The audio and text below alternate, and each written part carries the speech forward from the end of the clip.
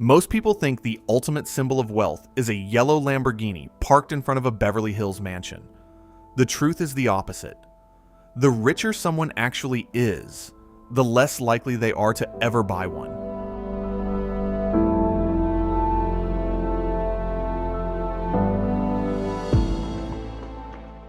In 2025, Lamborghini sold nearly 11,000 cars, a record. Revenue topped $3.5 billion. By every measurable standard, the brand is winning. But here's what almost no one talks about. Of those 11,000 buyers, a vanishingly small number are actually wealthy. Not doing well, not six figures, actually wealthy. Multi-eight figures, nine figures, generational money. Ferrari, by comparison, brings in more than twice Lamborghini's revenue from fewer than 14,000 cars.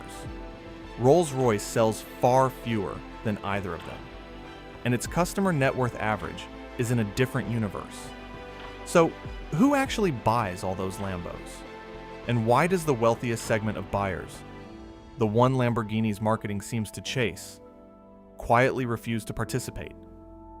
The answer changed how I think about wealth, and it explains a pattern you'll start seeing everywhere once you know to look. For decades, the Lamborghini was the universal language of having made it.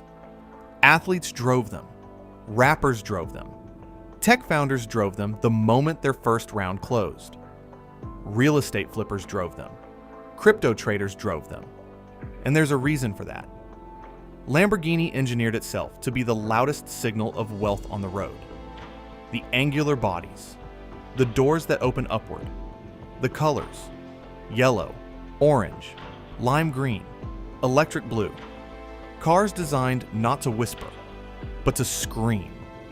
Every single design choice was about being seen. For a long time, this worked. A Lamborghini meant you had arrived. It was the photograph people posted the day they bought it. It was the silhouette every 12-year-old drew on their school notebook. Even the brand history reinforced it. Ferruccio Lamborghini founded the company in 1963 after a famously bitter exchange with Enzo Ferrari, who refused to take his complaints about a clutch seriously. The story goes that Ferruccio walked away from that conversation and decided to build a competitor, but louder, more aggressive, more provocative. The brand was born from a rejection by old money. It's been performing for the audience that wants in ever since. So for years, the formula held. Make money, buy a Lambo, show the world. But then, somewhere between 2015 and the early 2020s, the people with the most actual money quietly stepped away. Not from cars, but from this particular car. And once you understand why, you understand a much bigger shift in how wealth is signaled in the modern world. Over the last 15 years, Lamborghini's typical customer profile shifted hard. The new buyer isn't an old industrialist or a discreet inheritance.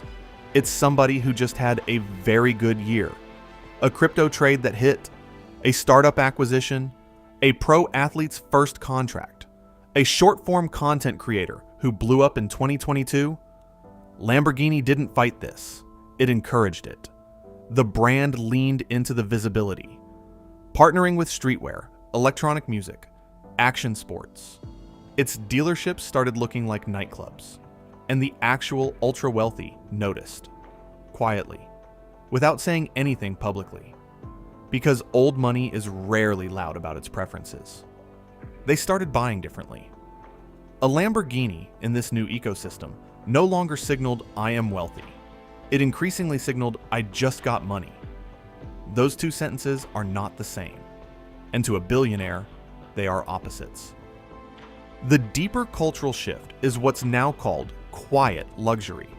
The idea that real status is invisible to anyone outside the circle that recognizes it.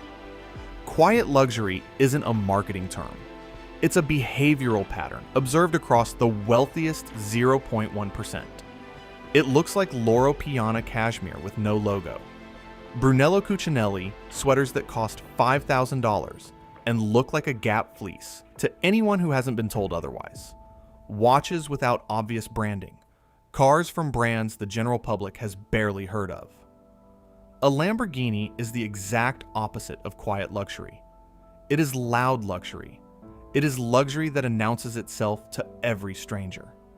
And in a cultural moment where wealth is increasingly displayed sideways, through access, time, freedom, owning the loudest possible status object reads as a misunderstanding of the game. Then, there's the part nobody on YouTube ever mentions. Lamborghinis are profoundly impractical. The ground clearance is too low for most driveways. The cars are notoriously difficult to service. Even authorized service centers can have wait times of months. Insurance costs run into the high five figures annually. Resale curves are punishing on the entry models. If you have one Lamborghini, you don't drive it. You drive something else, and you keep the Lambo for the weekend.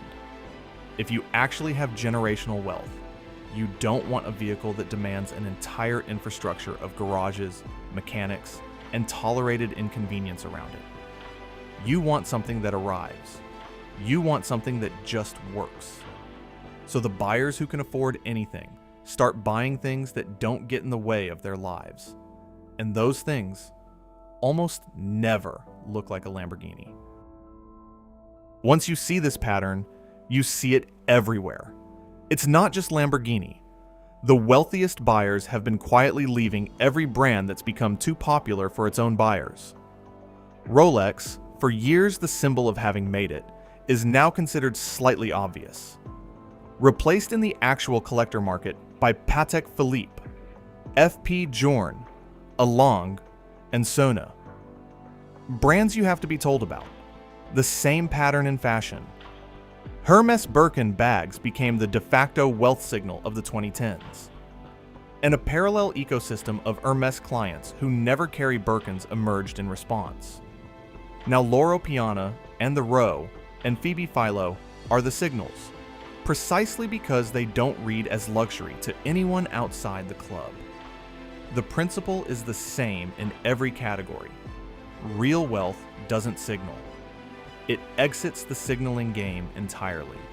And once a status object becomes recognizable enough that the general public can identify it, the actual wealthy quietly let it go. A Lamborghini is the most recognizable luxury car silhouette ever designed. It was made to be unmistakable from 100 yards away, which is, increasingly, the exact reason the people with the most money don't want one. There's an old saying inside private wealth circles. If you can tell it's expensive, it isn't. Lamborghini will keep selling cars. They'll keep breaking sales records. They'll keep dominating Instagram feeds and rap lyrics and movies that need a shorthand for "this character is rich." The brand isn't going anywhere, but the people with real money will keep stepping away, quietly, the same way they always have. And they'll keep buying things you've barely heard of, watches you can't see, cars in colors that disappear into asphalt. Because the highest level of luxury, it turns out, is the level you have to be in the room to recognize. The richest people in the world already knew this. Now, you do too.